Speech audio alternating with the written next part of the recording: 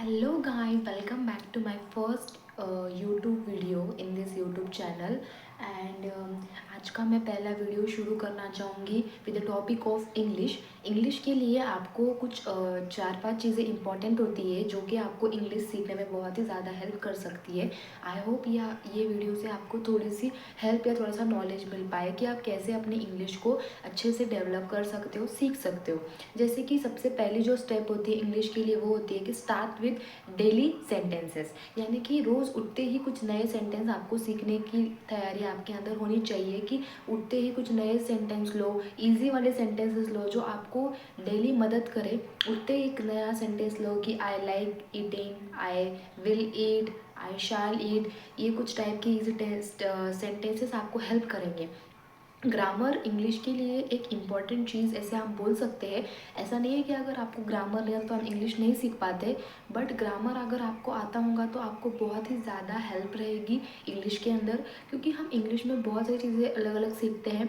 जैसे कि टेंसेस होते हैं, पैसिव वॉइस होता है, interrogation sentence, imperative sentence, types of noun, pronoun, सब चीज़ें होती है वो आपको पता होनी चाहिए कि आप किसको क्या चीज़ से बोल रहे हो। तो एक बार आपको बेसिक भी ओवरऑल थोड़ा बहुत देख लेना चाहिए। बाकी ओवरऑल अगर आपको नहीं आता हो तो कोई प्रॉब्लम नहीं है, आप ऐसे भी इस चीज़ को मैनेज कर सकते हो। उसके बाद है don't fear mistakes. Don't fear यानी कि मैंने बहुत देखा है कि जब भी लोग इंग्लिश सीखते हैं so they just do one type of mistake कि भाई उनको डर लगता है कि लोग क्या बोलेंगे, लोग जज करेंगे तो हम कैसे उस चीज़ को सीखेंगे, लोग हंसेंगे। बट देखो, आप इंग्लिश सीख रहे हो, आप फर्स्ट टाइम सीख रहे हो या फिर आपको थोड़ा डर लगता है तो इट्स ओके, ये नॉर्मल है। स्टार्टिंग में जो भी इसको सीखता है सब डरते हैं, किसी को भी बचपन से पैदा होते ही इंग्लिश नहीं आती। All people faces this problem, but you should have to do it on your own. आपको आपके खुद से ही करना पड़ेगा, कोई और आपको हेल्प नहीं करने वाला। So do it man, do it, कोई दिक्कत नहीं है। आप सीखो, आप मिस्टेक करो। आप जब मिस्टेक करोगे तो आपको पता चलेगा कि आपके किस सेंटेंस में क्या चीज़ें रॉन्ग हो रही है, कौन हो रहा है। कोई है फ्रेंड वगैरह जिससे आप गाइड ले सकते हो बिना झिझक के, तो आप उससे पूछो, कोई टीचर से पूछो, आप किसी के भी हेल्प ले से। इसमें और एक चीज़ आती है वो है listen more and speak more.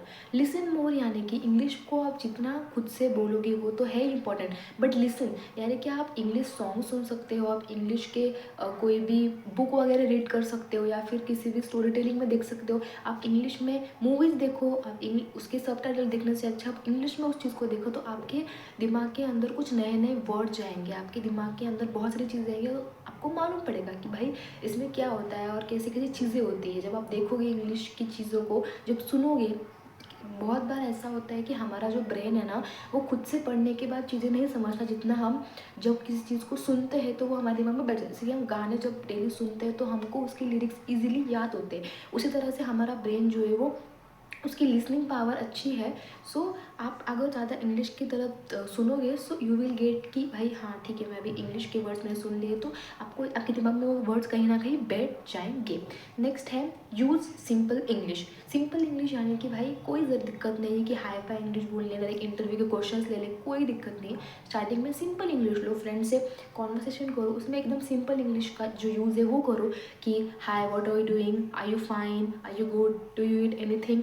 जो सिंपल चीज़ें हैं उसको बोलते बोलते आपके अंदर ग्रोथ आएगा। एकदम से ही आपको हाई लेवल इंग्लिश नहीं आएगी, किसी को भी नहीं आती एकदम से। आप अगर धीरे धीरे बेसिक बेसिक से शुरू करोगे करोगे करोगे तो हो जाएगा। फिफ्थ चीज़ है वो कंसिस्टेंसी इसकी।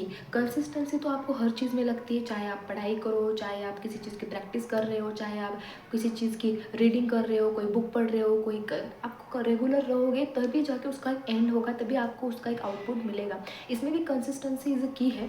डेली प्रैक्टिस करोगे, डेली नई चीज़ें पढ़ोगे, डेली इंग्लिश को ग्रैब करोगे, डेली अगर 5-5 वर्ड्स नए सीखोगे so you will definitely get an output.